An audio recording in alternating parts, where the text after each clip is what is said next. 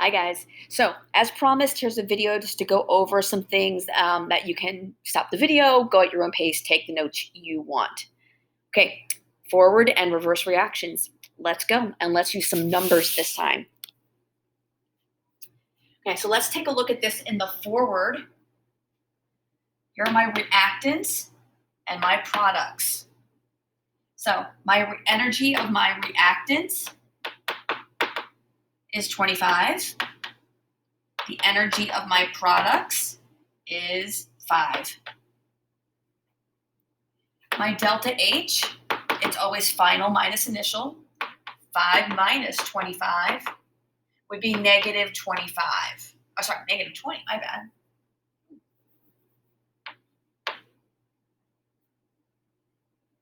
And visually, I know I'm a visual learner myself. There we go. Notice overall it's a downward, so that negative makes sense because it is an exothermic reaction. Now, let's keep also looking at the activation energy, which starts at the reactants and goes to the top of the hill. Energy of activation is going to be 40, take away 25. Activation energy at the top of the hill minus what you started with, 25. So 15 kilojoules. This is all in the forward. Now let's flip it around.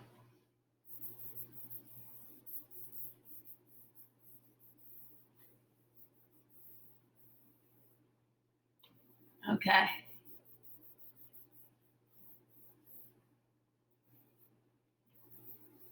Now, let's look at this backwards. If I'm looking at this backwards, these are my reactants, these are my products. So for the reverse reaction, the energy of the reactants is 5, and the energy of my products is 25. Because again, I'm going in reverse. Reactants now make products. Delta H, notice the size of it doesn't change, but the sign changes. So the delta H is always final, 25, minus initial. So it's still 20, now it's positive 20. And that makes sense because overall, reactants go up for products. And it is endothermic in reverse. Okay, and last, the activation energy. Well, now, this is my starting point. I have to go all the way up to the top. So my activation energy is 40. Take away the 5. It only starts with 5, so that's 35. Okay, so I hope that helps with forward and reverse. You can always re-watch this and go through it more slowly. Let's also take a look at Le Chatelier. We know when we're looking at a graph, we can tell it's reached equilibrium once it plateaus. Once it gets flat, the rates will be equal. The concentrations will be constant. This would be concentration. So you're looking for graphs like this. They don't have to meet, but they do have to plateau or become constant, the concentration. And that means that the rates are equal.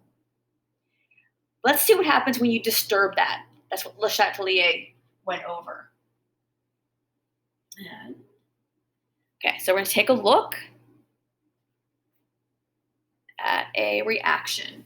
Let me see if I can look one up real fast for you guys. I had one and I lost it. Let's see if I can. Yes, there it is. Beautiful. Okay. And that's a gas. Remember, gases are going to be important because they're affected by pressure in a way that nothing else is. Gas. Equilibrium, reversible. Gas plus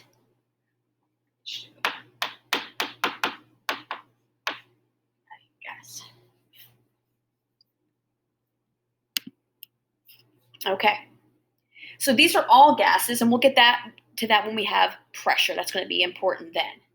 let's just talk first about some of the easier stuff. What happens if I increase the H2S? Okay. So first you got to find what side it's on. And you can see we have over here on the left side our reactants, and over here our right side our products. Or you can do left and right if that makes it easier for you. And you can see the H2S is here on this side, right there. So if you're increasing, that's like a kid getting on the teeter-totter, and you're going to have to go in the forward direction more to balance it back out. So it's going to shift to the right. Okay. What if I remove, or let's use decrease the H2? Always find out which side it's on. H2 is over here. And I'm removing it. I'm decreasing it. That means like a kid getting off. Boom. Okay. And in this case, again, you're going to shift right. If you use this ruler trick or use a pen or whatever you like, it works. Okay, now let's also say this is exothermic. If this is exothermic, so let's say if exothermic means that the heat energy is going to be on the product side. So let's add that. If it's exothermic, we would add the energy here. Heat, energy, kilocalories.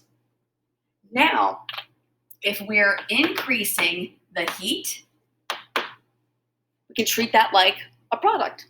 Heat's here, we're increasing it, boom. It's going to shift to the left to adjust.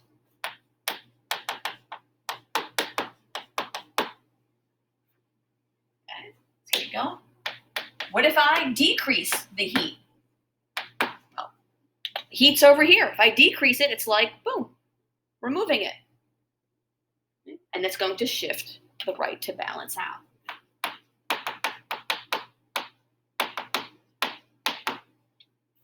Now, this only works for increasing or decreasing reactants and products and heat. It does not work for pressure. Pressure has its own rules, and only gases are affected by pressure. So let's say we increase pressure.